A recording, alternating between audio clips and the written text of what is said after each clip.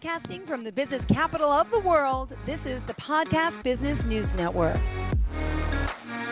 Bruce Baker joining us again, our Chief Business Builder from Workplaces. We're excited that he's back today to talk more about, of course, how he's helping business owners cut the complexity, boost profitability, and find more freedom in their day. So he's based out of Edmonton, Alberta, but serving clients all around the world, and we are excited that he's back today. How are you?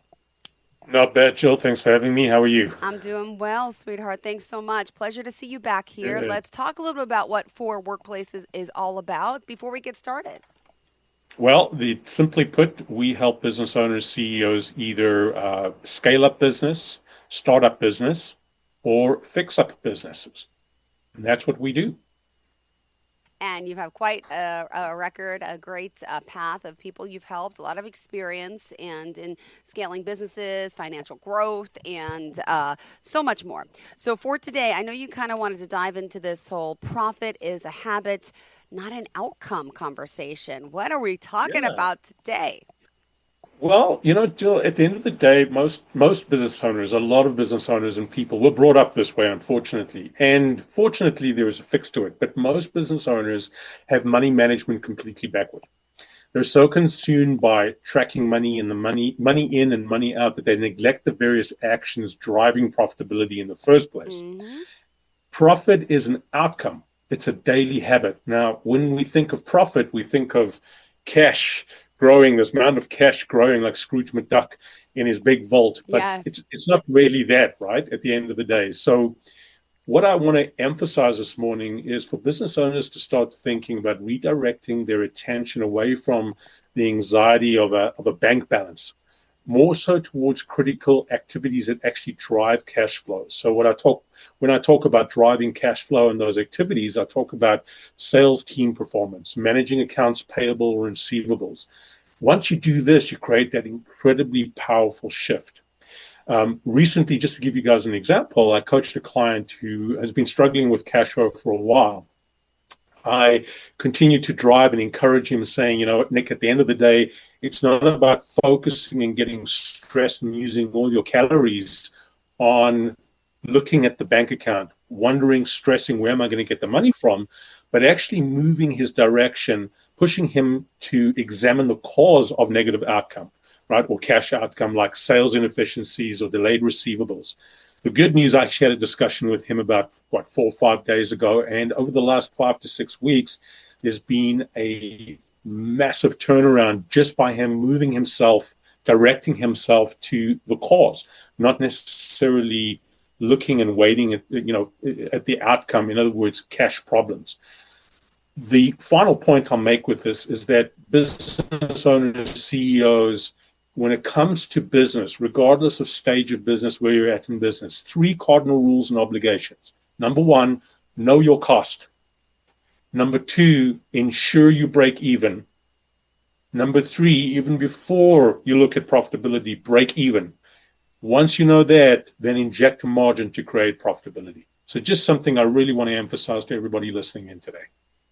Beautifully said. Thank you so much. All right. What else do you want to dive into specifically? Well, I think, staying on the same line, talking about, or path, thank you, talking about profitability, talking about, cash management, the emphasis or the main motivation is for people to look at books, and I'm not suggesting don't read books, fabulous way to learn things, courses, various other things, but we tend to focus on what we call as the left brain side, the text stuff.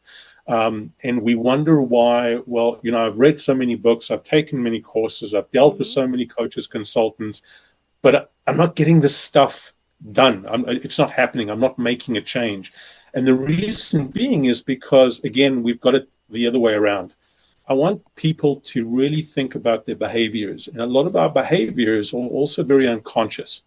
We don't really know what we're doing that's either moving our business forward sometimes or preventing our businesses from moving forward. So in terms of cash and profit, I want to just provide a few practical behavioral tips. So number 1, routinely challenge yourself to investigate root cause of, in this case, negative cash flow, than just reacting to symptoms. A lot of the decisions we make are based on emotion, and we either react too quickly or we react inaccurately or ineffectively. So challenge yourself to investigate what is actually causing an outcome. Take a few minutes more to think about that. Don't be in a rush with this. Once you figure that connection out, it's amazing the turnaround you can make in your business. The second tip I want to give people is regularly scrutinize accounts payable and receivables, and look for inefficiencies, Like, right? give us examples, what you see, what you find. Absolutely. So a business at the end of the day, and I use this quite a bit, is it's like you and I breathing in and out. We breathe in oxygen, we breathe out carbon dioxide. We breathe a little bit more oxygen in than carbon dioxide. The other big thing is just when we breathe in and breathe out, there's a rhythm to it. Okay. There's timing to it, right? So the timing in terms of cash flow in your business is absolutely critical. You've got your accountant, your bookkeeper that's dealing with your payroll, maybe dealing with your AR and AP, whatever, but things are not working out. We don't necessarily connect the day-to-day activities, let's say in accounting, bookkeeping, to the actual outcome of cash flow. So we want to look at money coming in and money going out of the business. We want to look at and ensure that the timing of those two components are even or working in favor of the business, right? So don't just assume that that's John's responsibility as my bookkeeper or accountant, or that's Jill's responsibility. They may be doing it, but they don't necessarily understand the impact of doing certain things and the outcome being negative. Does that make sense? Sure does. Absolutely. Yeah. Okay. Two more. Go for it. Actively manage and challenge your sales team's performance, ensuring their activities align directly with profitability. And there's so much literature and so much discussion around this topic, but remember, it's not just about throwing money and at your sales team. It's not just about managing your sales team in terms of how much money they brought into the business. It's about really looking at their activities, their actions, their commitments in terms of how looking at the funnel, looking at the number of leads, looking at prospects, looking at conversion rates. If you focus on their actions, their outcomes will likely be far more positive than opposed to, did you make your $10,000 target this month, for example? And the last point I want to make, or the last tip I just want to give, is be deliberate and analytical about which expenses you pay, which you strategically delay. Yeah. Right. Always be mindful of your cash flow health. Remember, cash is the oxygen like we have in our bodies. Cash needs to be flowing in the business at any point in time. The first time we don't have that happening sends a shockwave through the business. Yeah. So don't be too quick to pay. I'm not saying don't pay your bills, but don't be too quick to push out cash, because your need to push that cash out is based on emotions for the most part. So really take a little bit more time, a couple of minutes more to think about those tips. And I can absolutely promise you that it's a significant turnaround in the way you see your cash at the end of the day and profitability. Oh, my goodness. Amazing, amazing. And now, by the way, just for those, not familiar, what type of business are you helping, and what type of businesses can you help specifically? Give me some examples. Well, it's a great question. We work primarily with for-profit businesses in multiple industries. The construction, trades kinds of businesses we work extensively with. We also work with financial-based businesses and service-based businesses, restaurants, that kind of business. But everything that I've just said as well is also very applicable to non-for-profit. And a non-for-profit business may not be focusing on profitability, but the same system, the same principles exist. So we also work to a smaller extent with non-for-profit business as well. Got it. Wow. And everyone could use a little help, especially since the pandemic. I mean, right? I'm sure, how many businesses did you see fail? But now you're seeing new businesses starting to thrive, right?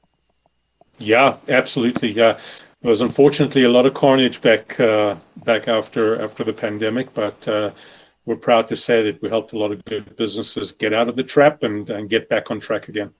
Beautiful. Well, we love having you here, and I think our listeners can really benefit from your expertise and your coaching and your skills. And if you are just tuning in, we just want to remind you that we are here with four workplaces, and really, you can be helped by Bruce Baker. You may be overwhelmed, right? There's a lot going on in the world, and now you're starting a business, but you offer so many different programs, one-on-ones, and then there's that. What's that 7 week living life, the living business plan that you have? What's You that got all it. about? Yeah.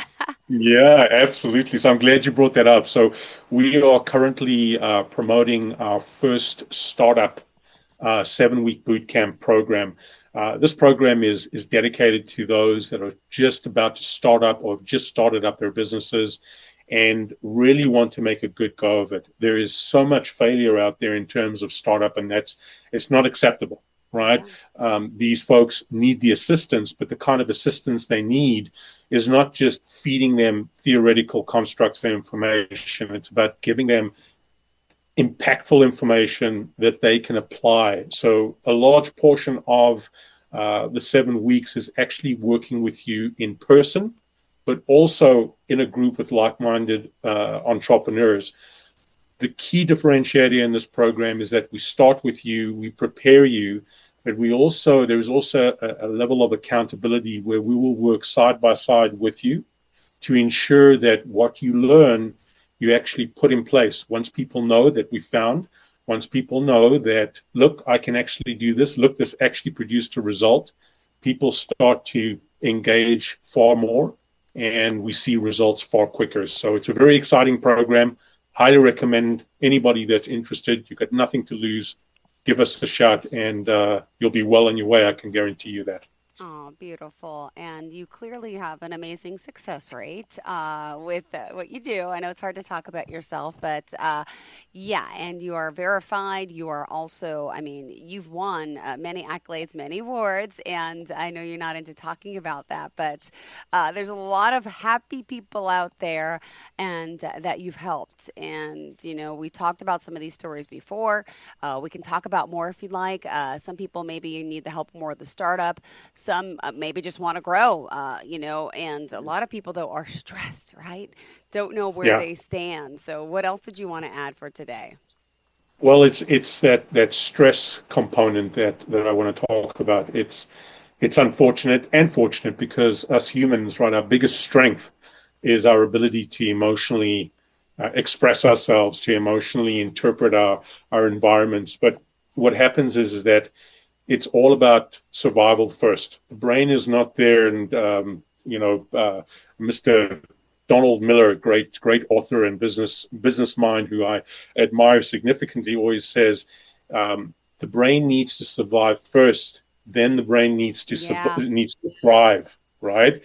And it always makes such a big impact on me. But when you look at people in general, people that are either starting up a business or people that are trying Yeah. to grow their business but are so stressed and overwhelmed, what's happening?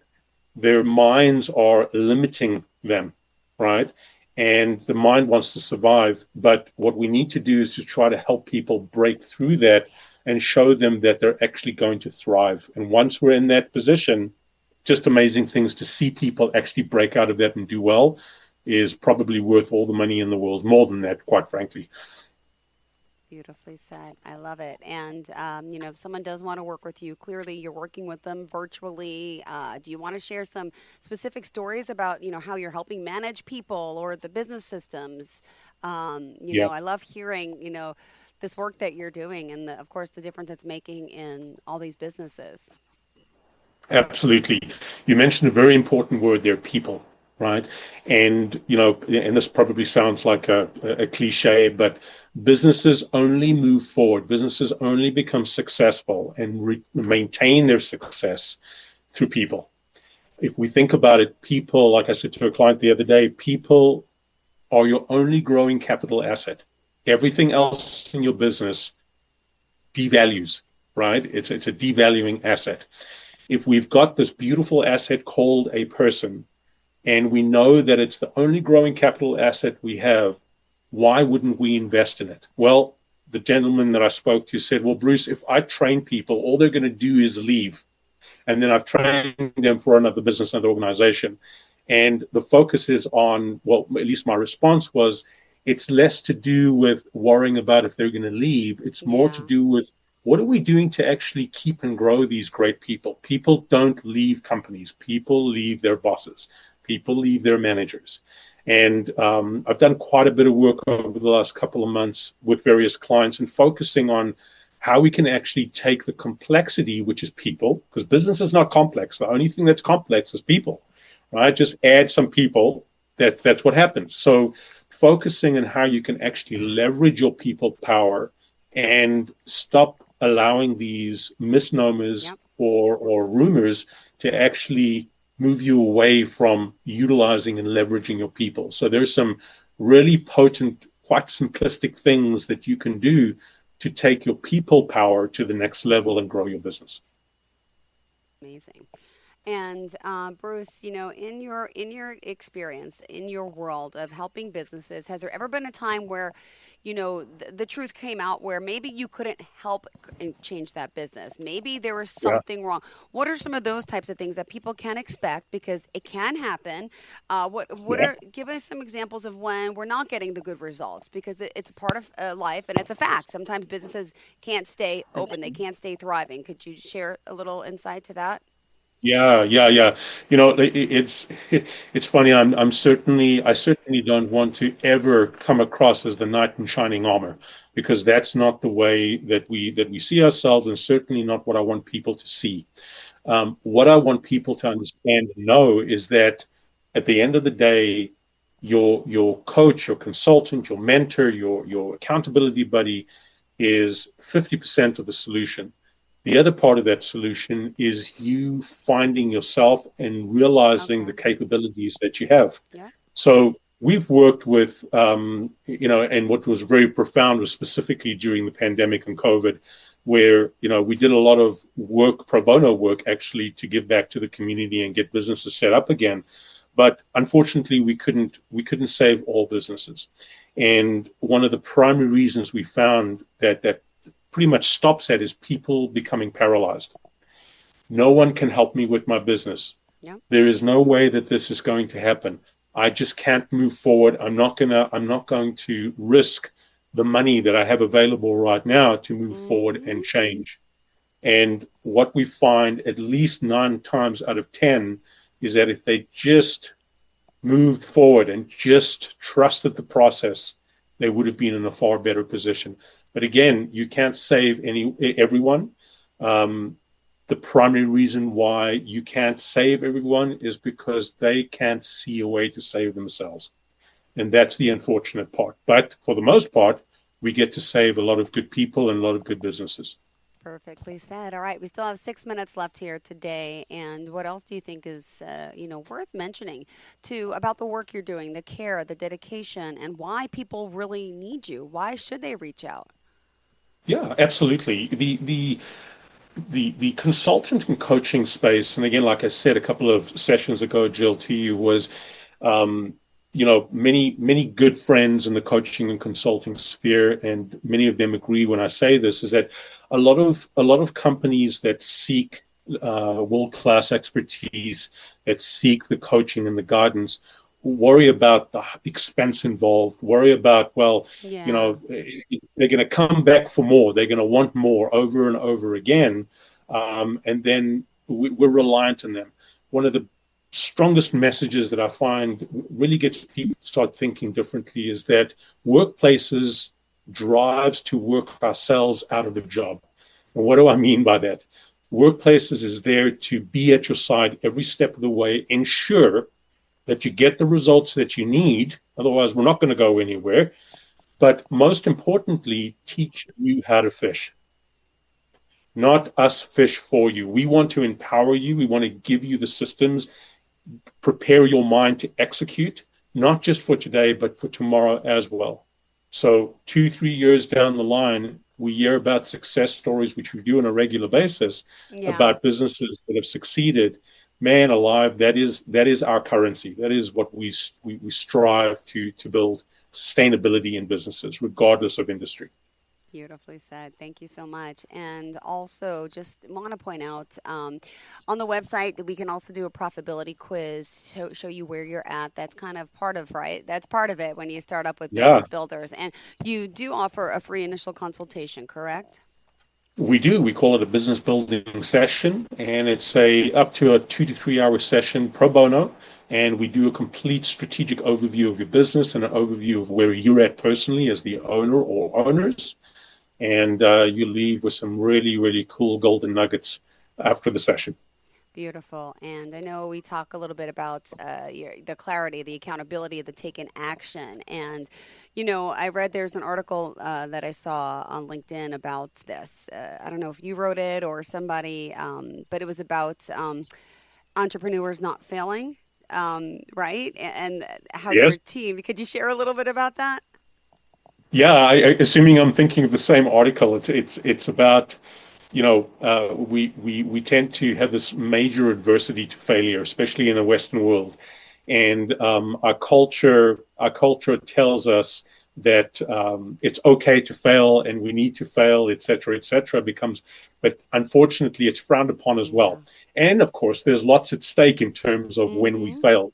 So what we want to see is we want to see people being more comfortable with taking a little bit of a leap sometimes and understanding that there are guardrails around a lot of what you do. So don't hold yourself and your growth and your company's growth back because you feel that a move in a direction that is not entirely clear and that might be a risk might leave you failing. If you fail, so what? As long as you learn from the failure, you're allowed to move forward, because if you don't fail, you're not learning. And if you're not learning, you're not growing. And if you're not growing, I guarantee your business is failing. All right. Thank you so much for your time today, Bruce. Always a pleasure having you. Thanks for having me. Great. What's the way that we can reach out to you? Absolutely. Folks, go on to the website, www.4workplaces.com. or shoot us an email at info@4workplaces.com.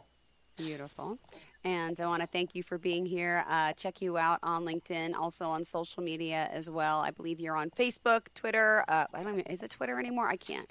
X. No, X, Twitter, I think it is. Yeah, no, not on X. Elon will not like me very much. But whatever. Yeah. All right. Well, thank you again for your time. We appreciate it. Okay, Bruce? Have a great day. Thanks, Jill. Bye-bye. You too.